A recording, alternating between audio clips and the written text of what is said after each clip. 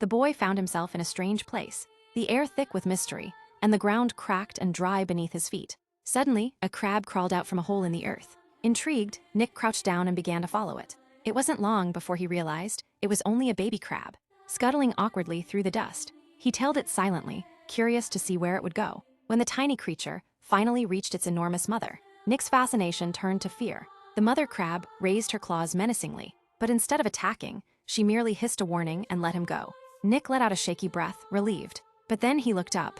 Skeletons, dried and twisted, hung above him from the trees like grim decorations. His heart pounded. Just then, Nemo appeared from the shadows and placed a comforting hand on Nick's shoulder. "Don't be afraid," Nemo said calmly, though his eyes swept the area with caution. "This island, it's dangerous." Without wasting time, Nemo urged the others to follow him away from the crab's nest. But as he stepped forward, his foot triggered something. There was a soft click beneath the leaves. A trap. It hadn't been used in a long time, so the alarm remained silent for now. Meanwhile, not far away, a group of desperate soldiers sat in a circle, drawing lots. Their faces were gaunt, eyes sunken with hunger and despair. They had made a grim pact. If food or water couldn't be found, one of them would be sacrificed to appease the sea monster they believed lurked beneath the lake. Back near the trap, the alarm finally screamed to life. The soldiers sprang to their feet. An intruder had triggered it. Before they could arrive, a woman tall, strong and quick, emerged from the forest. Without hesitation, she rescued Nemo, Nick, and their companion,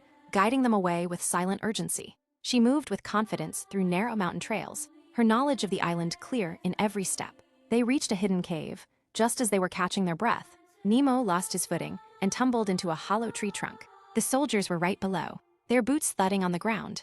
Nemo held his breath, frozen in fear, until a spider crawled across his arm. He trembled, face pale. The woman saw it. Calmly, she reached in, plucked the spider off him, and tossed it through a crack in the tree. It landed on one of the soldiers below, who let out a startled cry. It bought them time. The group followed the woman through a twisting path until they reached her hidden home. Nick looked around in awe.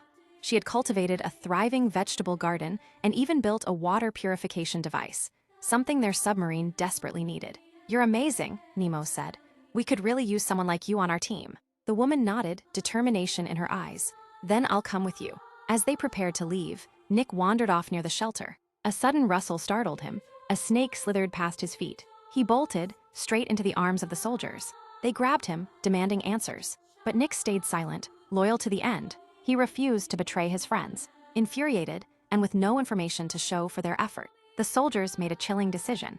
They would sacrifice Nick to awaken the sea monster beneath the lake. Title is Nautilus Movie.